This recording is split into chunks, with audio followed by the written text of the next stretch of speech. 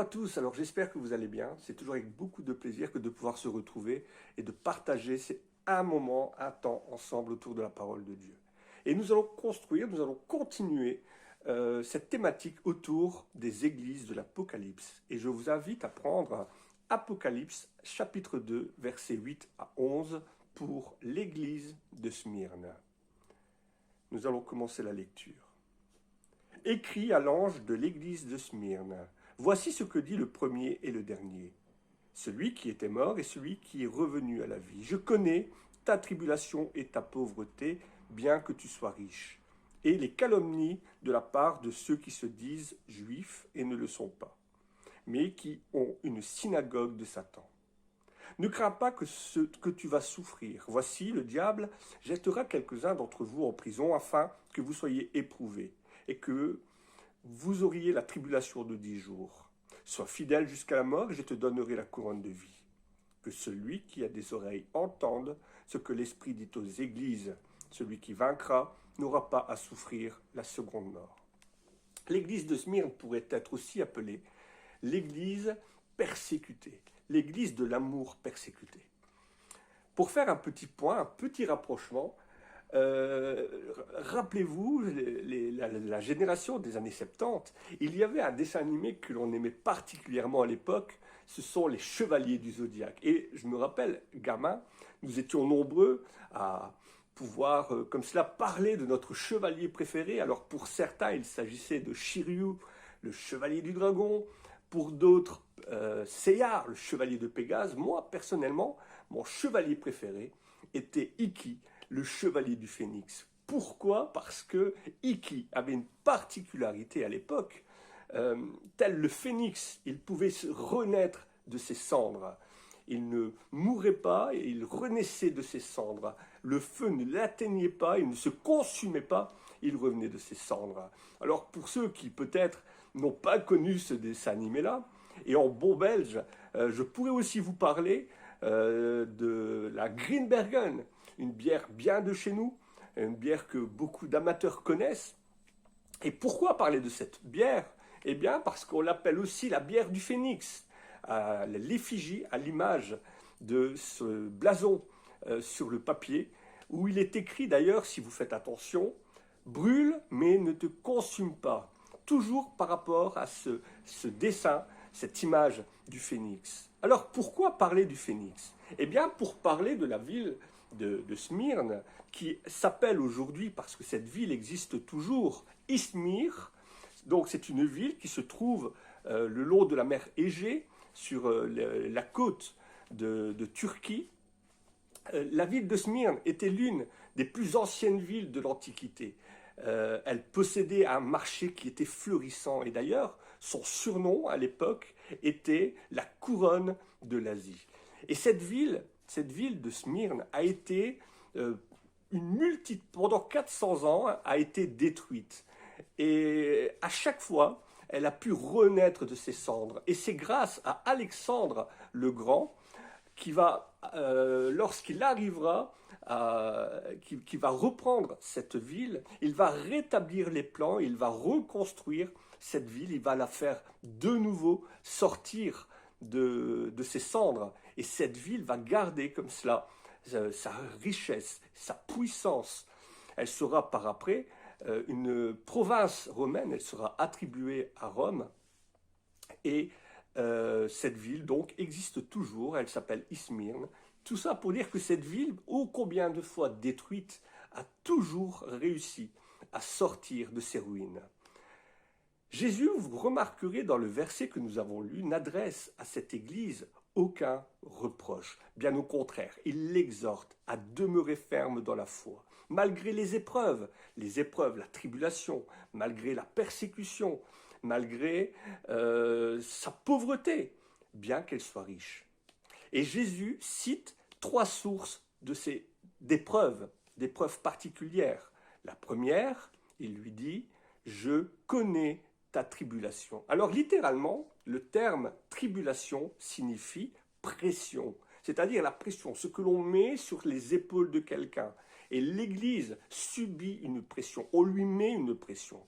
Pourquoi lui mettons cette pression? Parce que tout simplement, elle subit cette pression à cause de l'intimité qu'elle a avec Christ. Si vous prenez dans le livre des Actes, et je vous invite à lire la totalité du verset, il est écrit dans le livre des Actes, Acte 14, verset 22, on nous exhorte à persévérer dans la foi, que par toutes ces épreuves par lesquelles il nous faut passer, nous pourrons accéder au royaume de Dieu. On nous exhorte à persévérer dans la foi, à tenir ferme, parce que c'est par ces épreuves, justement, que nous pourrons rentrer dans le royaume de Dieu. Dans 1 Thessaloniciens 3, verset 3, l'apôtre Paul dira aussi que personne ne soit ébranlé par les tribulations que nous sommes destinés à vivre. Alors, le tableau peut être noir lorsqu'on se dit, mais je suis chrétien, suis-je obligé de passer par ces pressions? Suis-je obligé de vivre toutes ces pressions?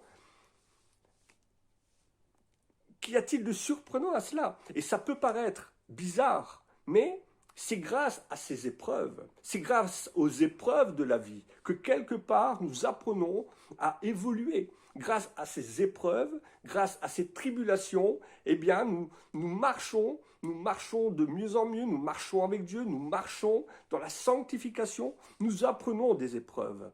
Ce ne sont pas tellement des victoires qui nous forment, ce sont les défaites. Ce n'est pas ce que je suis capable de faire, mais le nombre de fois que je suis capable de me relever et tout ce que je peux ramasser comme coup, mais tout en continuant d'avancer. C'est cela, quelque part, qui fait que nous soyons formés et bien préparés. La seconde remarque que Jean écrit par l'inspiration de Jésus, c'est « Je connais ta pauvreté, bien que tu sois riche ». Alors l'Église d'autrefois, l'Église chrétienne d'autrefois était composée en grande partie d'esclaves venus de tout côté du monde. Elle était composée d'esclaves. Alors effectivement, il n'y a rien d'étonnant à cela. Mais bien que nous puissions être pauvres à l'extrême, les croyants sont riches. Vous savez, et c'est toujours d'actualité maintenant. Nous vivons dans une société de consommation, une société qui nous pousse continuellement à consommer. On nous fait croire que le bonheur, c'est d'avoir, que le bonheur rime avec le fait d'avoir, d'obtenir. Je serai heureux quand je serai riche, quand j'aurai une belle maison, j'aurai une bonne voiture, j'aurai un bon travail. Mais au final, le bonheur ne dépend pas du verbe avoir, mais du verbe être. Je suis heureux, je suis riche. Pourquoi? Parce que je suis en bonne santé. Parce que je suis un papa, je suis un mari comblé, heureux. Et c'est ça ma richesse. Et à plus forte raison, le chrétien est riche parce qu'il connaît Dieu. Sa véritable richesse est d'être connu, d'être aimé de Dieu. Et elle est là, sa véritable richesse. 2 Corinthiens 8, verset 9, l'apôtre Paul dit ceci, « De riche qu'il était, Jésus s'est fait pauvre, afin que par sa pauvreté, nous soyons enrichis. » Il y a vraiment là une magnifique promesse, une magnifique richesse qui nous appartient et qui ne peut pas nous être retirée. C'est la richesse, le fait de savoir que je suis connu, que je suis aimé de Dieu, qu'il est avec moi, qu'il marche à mes côtés et qu'il me relève, qu'il me soutient. Amen, merci Seigneur, merci de cette richesse. Bien que je puisse être pauvre de ce monde, pauvre à l'image du monde, pauvre parce que je n'ai pas telle ou telle chose, je sais que je suis riche par celui qui m'a aimé et qui m'a tant aimé. La troisième remarque que Jésus donne à cette Église, il nous parle de persécution. Et la persécution est toujours d'actualité, aujourd'hui encore malheureusement, pour la plupart des églises du monde. Croire en Jésus, mettre sa foi en Jésus, ça a un prix, ça a un coût. Alors souvenons-nous que malgré sa persécution, Jésus n'a pas hésité de porter la croix jusqu'au bout, d'accepter la mort jusqu'au bout. Pourquoi? Eh bien tout simplement pour nous. Mais encore une fois, il y a là aussi une magnifique promesse qui nous est donnée, c'est que les souffrances du temps présent ne pourront pas être comparées aux bénédictions à venir. Il y a ce dicton, après la pluie vient le beau temps, et c'est la même chose. Effectivement, nous pouvons passer par des temps de pluie, mais ces temps de pluie sont limités dans le temps, et nous savons qu'au-delà, il y aura du soleil, il y a du bon temps. Et je vous invite à relire Romains 8, versets 18 à 25. Jésus nous invite à garder le regard, mais tourner vers lui, tourner vers les bénédictions, ne pas regarder à toutes ces choses qui nous entourent, toutes ces choses qui nous persécutent, toutes ces tribulations, mais au contraire, regarder, tourner le regard vers lui. Matthieu 6, versets 19 à 21, c'est Jésus qui nous parle. Ne vous amassez pas de trésors sur la terre, où la rouille, la teigne détruisent, mais au contraire, amassez-vous des trésors dans le ciel, où personne ne pourra vous les dérober. Là où est ton trésor, là aussi sera ton cœur. Que préférons-nous avoir? Des trésors qui rouillent, des trésors qui peuvent être volés, des trésors qui peuvent disparaître, ou au contraire avoir ce trésor, cette richesse qui nous est réservée dans le royaume de Dieu.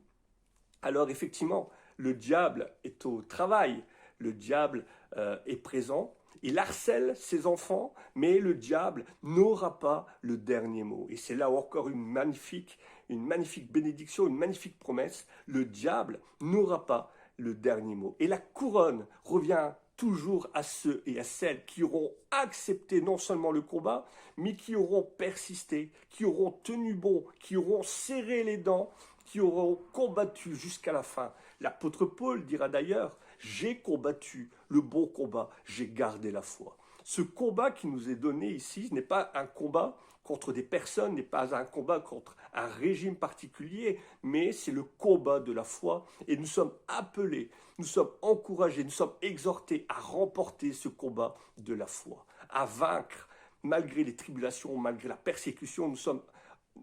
Nous ne pouvons pas perdre. Pourquoi? Parce que nous sommes déjà plus que vainqueurs par celui qui nous a tant aimés. Nous pourrons passer par des épreuves de feu, mais nous ne nous consumerons pas, nous ne brûlerons pas, parce que nous sommes déjà vainqueurs. Les flammes ne nous brûleront pas, ne nous consumeront pas. Et je vous invite à prendre ce dernier verset comme un encouragement vraiment qui pourra vous porter, vous tenir tout au long des jours et des semaines. Je vous invite à prendre Romains 8, versets 37 à 39, et je terminerai par là. Nous sommes déjà plus que vainqueurs par celui qui nous a tant aimés. J'ai l'assurance que ni la mort, ni la vie, ni les anges, ni les dominations, ni les choses présentes, ni les choses à venir, ni les personnes, ni les hauteurs, ni les profondeurs, ni aucune autre créature ne pourra me séparer de l'amour de Dieu manifesté par notre Seigneur Jésus-Christ. Alors, je vais simplement peut-être vous laisser cette question. Avez-vous cette assurance? Ferez-vous partie des vainqueurs? Allez-vous vous saisir, allez-vous vous emparer de cette couronne de gloire qui vous est déjà réservée? Eh bien, je vous le souhaite, mes amis. Portez-vous bien. Au plaisir vraiment de pouvoir se retrouver ensemble. J'espère que cette vidéo vous a plu. Si elle vous a plu, n'hésitez pas à laisser un petit pouce bleu. N'hésitez pas à vous abonner. Vous recevrez comme ça, dans ce cas, toutes les études, toutes les vidéos qui seront faites dans le futur. Soyez bénis et portez-vous bien. À Dieu soit la gloire.